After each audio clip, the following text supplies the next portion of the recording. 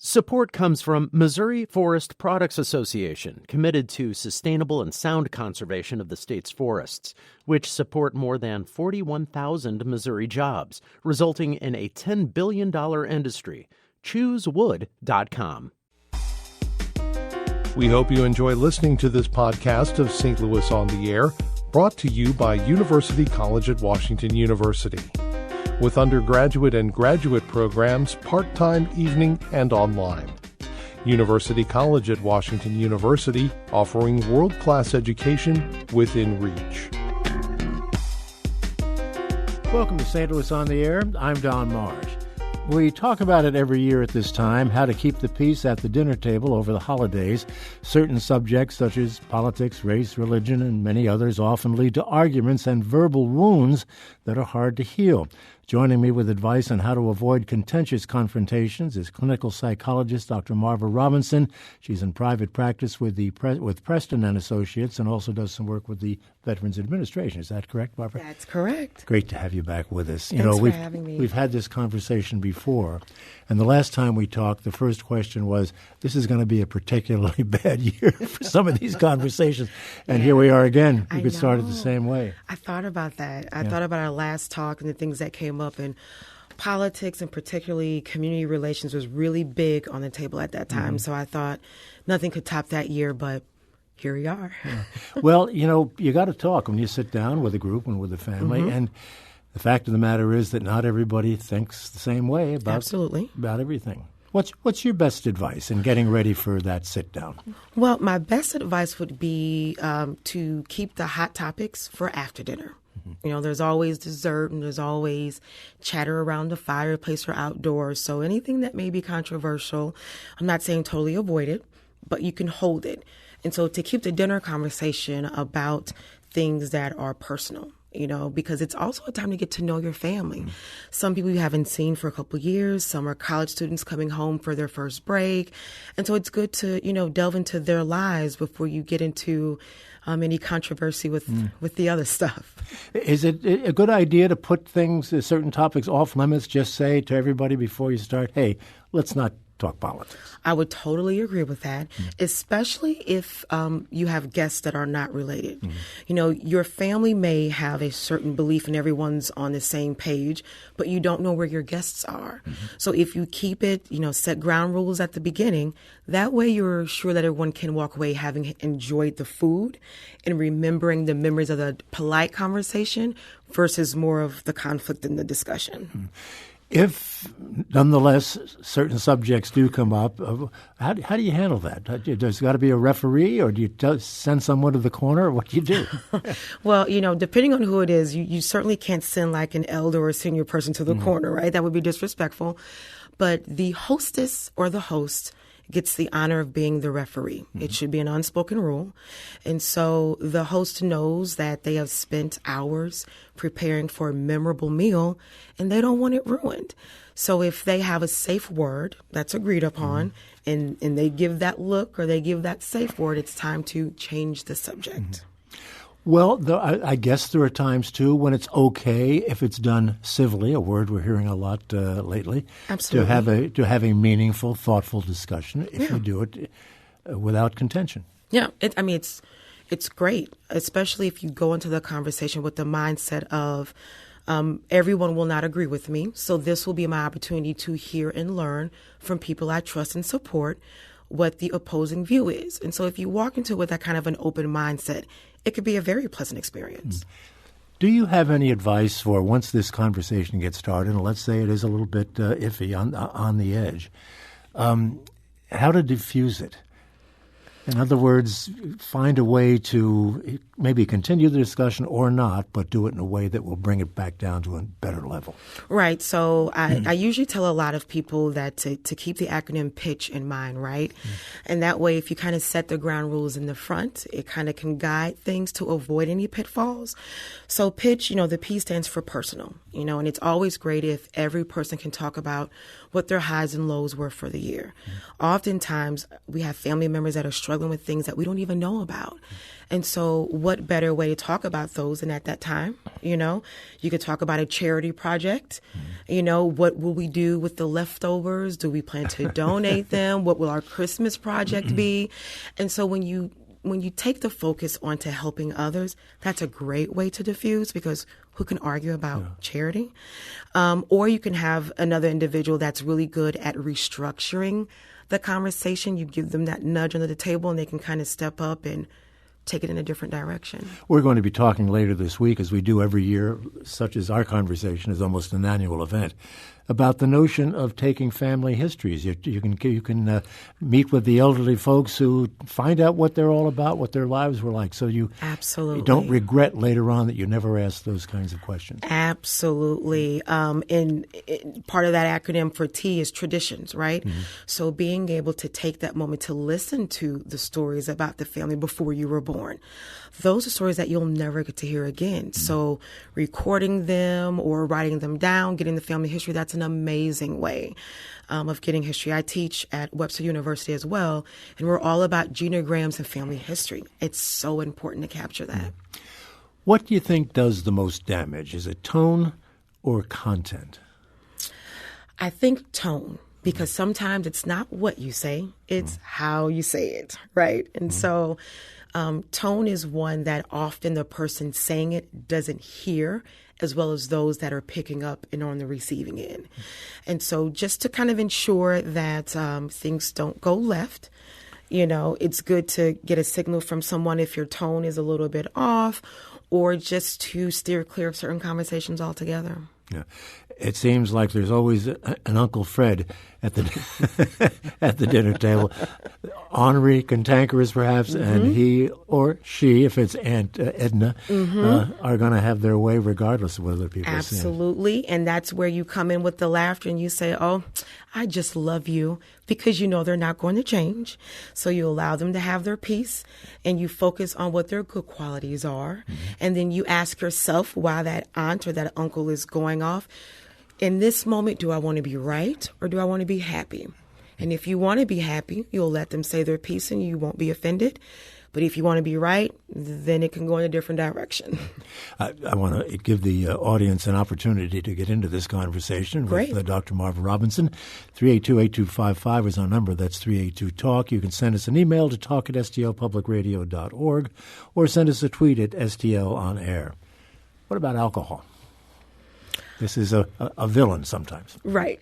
Well, anything in excess is not good, right? Yeah. So I wouldn't say that alcohol is a no-no, but again, anything in excess can kind of tempt things. So, usually that's why I say certain things you can wait till after the dinner, because usually by then, if you're on glass number 2, dinner's over, you've made it through, and then you can have whatever conversations you like. So you'll have those that may bring alcohol or that offer it, but you just want to be mindful of those that may indulge a bit too much, and be respectful for those who may be living a sober life and are wanting to steer clear of it. We have a question here about situations and subject matters that are particularly offensive. We can talk about race, abortion, some of those things that really get people going. Again, do we go back to the ground rules thing here, or how do you stop it? I think the ground rules is your best bet way of ensuring a smooth dinner, whether if the conversation gets heated or not. So one of the ground rules may be, so we'll talk about abortions. Everyone gets, 2 minutes or whatever to say their piece, and then it's on to the next person. You can choose to pass or not. And so that way everyone gets their opinions heard, and that's okay. We can disagree, but we're still family. But if you object to something that is particularly offensive, you should speak up, shouldn't you? Say that, I find that offensive? You can say, I find that offensive, or you may choose to hold objections to the end after everyone's gotten a chance to say their piece, and then you can have rebuttal. It can be cordial. But if the goal is that no one leaves the table angry, or no one pounds on the table or uses any profanity, it's okay to disagree and still have a meal. Right. We have a caller here who wants to get into this conversation. Let's bring in Dennis. He's calling from Overland. Dennis, go ahead. Actually, Don, it's Guanajuato now, but that's where I used to be. But At any rate, I really do appreciate your guest and your ideas, and I'm always concerned though because I think we do not discuss politics and religion enough, and so therefore we quite often end up being separated. So your idea, the idea of doing it later, hopefully civilly, and maybe having a youngster with a computer. I suggested off air the idea of using Snopes, for fact checking, but I think it's healthy to have some discussion, but also I guess you have to watch. You don't want to ruin everybody's party, but at the same time, I think it's good for the youngsters to share their thoughts with the elders and. I would be the Uncle Denny as opposed to poor Uncle Fred. So, but I do think I think, like I said, I use Snopes, and I'm not always happy with what I get there. So I kind of respect it. So thanks for the show. Dennis, thanks for the call. Thank you. He brings up an interesting point about having youngsters at the table. This is another factor that should be considered as well, because kids are like sponges. They soak up what they hear, and they can be very much affected by an argument. And that can also help keep the temperature in the room. Some families may want to be mindful of what they say or how they say it in front of children. So that's a good nonverbal checker to have in the room. But I love the idea of fact checking. Having someone who is bipartisan to do the fact checking on the laptop or on their phone. That's great. I mean, that way you have someone who's not claiming a side that can just say what is written. And definitely, I agree that families should be able to have these conversations. The great thing about having these conversations with family is at the end of the day, you're still related by blood, right? So it's not like with a friendship, you can run the risk of ruining it. You will still be related the next day. So having these conversations with family can work, and they should.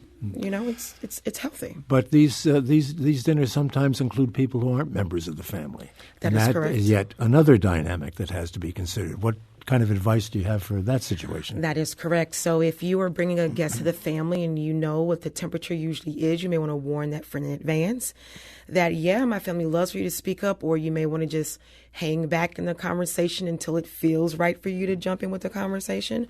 Or again, if this is something that you all talk about after the dinner, it could be, joining the discussion at your own risk. No feelings are meant to be hurt. It's not meant to be personal, but it will be a lively discussion. And then in that case, it's okay to have guests join in. I just had lost my train of thought there. I was thinking of Snopes and the idea of the computer being at the table during these kinds of discussions. But what else comes to mind as things to be wary of during these get-togethers? Well, there's always anything that's a hot topic, whether it's international news, anything that makes the 5 o'clock news, whether if it's violence or, policy changes in schools. These are all topics that can evoke emotions, especially if it includes children. Having elections just recently go over, that's certainly going to be a hot topic. Who was pleased with them, who wasn't, and race relations. So these are all topics that will certainly bring about discussion. Our latest Supreme Court justice added, so there's a lot of different dynamics. All of these topics can lead to hours of discussion. So I anticipate several of those will make the dinner discussion. Yeah. There are always people, not always, but there are people who delight in pushing the buttons when they know the buttons where the buttons are going to lead. Again, you can't always anticipate this. Is there anything that comes to mind with regard to that? I would recommend first taking a deep breath before you respond. Give yourself a chance to collect your thoughts. And if it's a burning response you want to give, that means it's probably an emotional one. So again, you may want to ask yourself before you start speaking in this moment, do I want to be right or do I want to be happy? before you make a response. And along these lines, we just had an email from Madonna in Crestwood. She writes, St. Louis comedian Kathleen Madigan says the reason parents can push your buttons is because they installed them. How do you keep family dinners from falling prey to the captive audience problem of a parent or elder who uses a family dinner to rail on about a hot button item? Well, you do want to give them that space because they are the elder of the family. So in some, they've earned that right. And yes, they have installed them, but that's the genius of the question. They've installed them. So that they know how to push your buttons. Mm-hmm. So if you disarm those buttons before the dinner, there is no button left for them to push. Mm-hmm. So that may require forewarning some guests or other family members or a secret conversation in the kitchen before we all go out to meet, the person who likes to hold everyone captive. But just disarming yourself before it if you already know it's going to happen, because you can't change what a person's going to say, but you can change how you respond to it. Are we making too much of this? Does this happen a lot, do you think? It absolutely happens a lot. Yeah, really? When we didn't have this segment, I got questions about this. It happens a lot, whether if it's, a loved one that's recently passed away and there may be some contentions around a will or not, or if it's the recent political climate or race relations on a job, it definitely will come up. Anytime you have, a lot of people in the room and it's a relaxed atmosphere, things will come up. And so it does happen. We get some questions from time to time about family discussions concerning the LGBTQ community. Mm-hmm. And sometimes someone has come out in the family since the last family gathering, and that can be a contentious. Is there any particular way that can be handled with a sensitivity?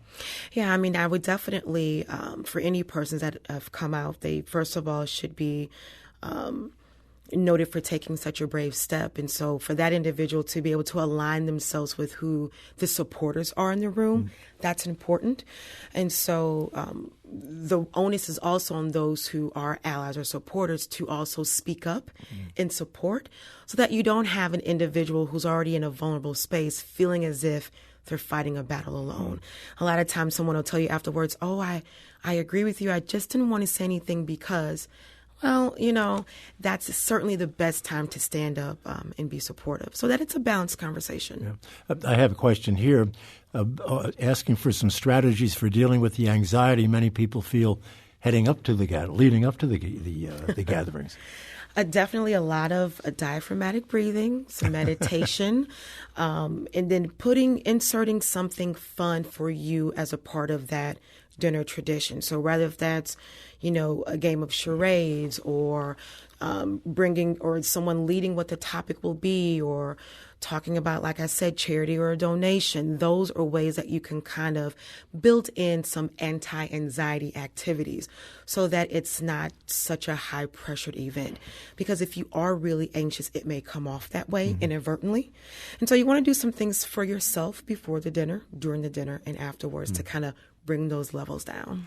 Let's move away from the dinner table for just a moment or two and talk about the workplace, because same kind of dynamic going on where people work side by side in their cubicles and have differing points of view. What kind of suggestions do you have for keeping the workplace civil?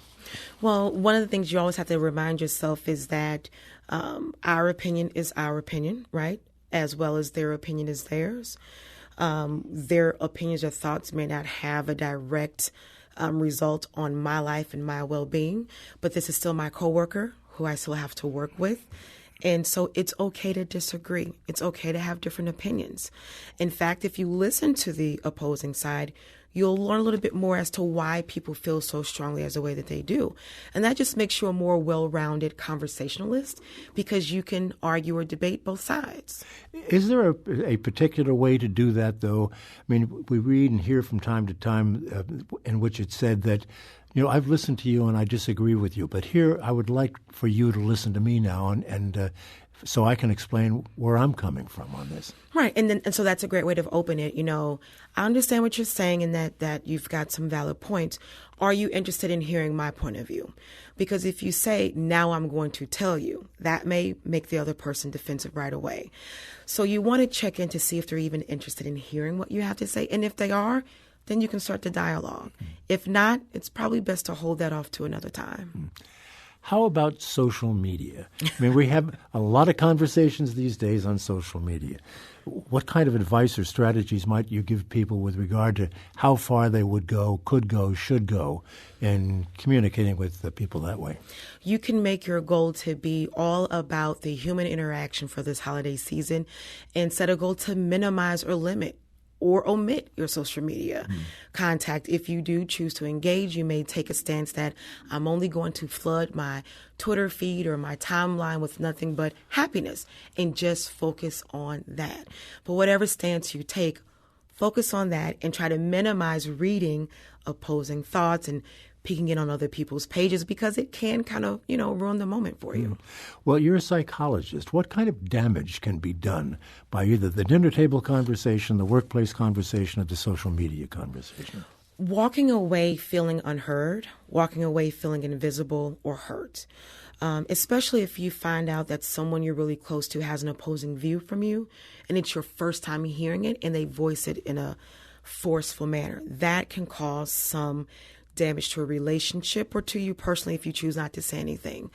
So for me, it's always important to remind individuals that, what did you love about that person before this conversation? And if that was strong enough for you to still salvage that relationship, then choose another day to go back to that individual and say, I walked away feeling like this. Can we talk about that? Because I guarantee that person didn't realize how you felt when you walked away. And so at least give them the opportunity to repair that. What's the best way to kiss and make up? The best way to kiss and make up is with a sense of humor or doing something that individual loves or just breaking the tension and changing the topic. And always, always accepting responsibility for your portion of it. That's the best way to kiss and make up. What's the very worst thing you can do? I think to dig your heels in on a topic and despite others' attempts to change the subject, to not allow them to do that, especially if you're a guest. Because chances are you may not get invited back next year. Mm-hmm. Well, that brings to mind a point. Should they be invited back next year? I mean, you may know what's coming if, in fact, there's been a problem at the dinner table. It's optional. For the host, if it's someone that they could still build memories and not have a certain guest arrive, then that is absolutely their decision to make, to not invite that individual. But if it's a family member who, it's almost like they're required to be a part of the family, you may want to set some things up in advance of the dinner, maybe a couple outings with that individual, kind of talk about what happened last year, have coffee with them, kind of massage things way prior to the Thanksgiving dinner. You have such great advice. And I have one final question here, a listener who asks to remain anonymous. What do you do when your family is exceedingly prejudiced against certain racial groups? I don't wish to hotly debate my family, but if I don't say anything, how will the younger members of the family take my lack of response? Am I complicit? They could take it as being complicit. However, if you are one in a room full of 20 that all feel the opposite way, you can, take your stance and make your peace, make your statement, understand that your goal is not to change or convert them, but to allow them to hear an opposing view. And as long as you make your statement and they have heard it, you've accomplished your goal. Now, will it change their minds? Probably not. But that was never your goal. Your goal was to at least make your statement heard. And so as long as you can do that, focus on the other reasons why you love them and you love being there and allow that to be your anchor for staying at the dinner. So to sum up, set some ground rules if you think that's going to be necessary. Absolutely. Use as much humor as possible and save the really heavy conversations for dessert. That would be my recommendation. Because you can ruin dessert, right? But you don't want to ruin dinner. No, you don't. And people tend to spread out sometimes at the dessert time. Well, clinical psychologist Dr. Marva Robinson, it's a delight to talk to you, as it always is. Thank you so much for being with us. And thank you for having me again. I hope you have a wonderful Thanksgiving. I wish you the same. I'm sure it's going to be a very civil conversation in your household. Thank you again. This is St. Louis on the Air on St. Louis Public Radio, 90.7 KWMU.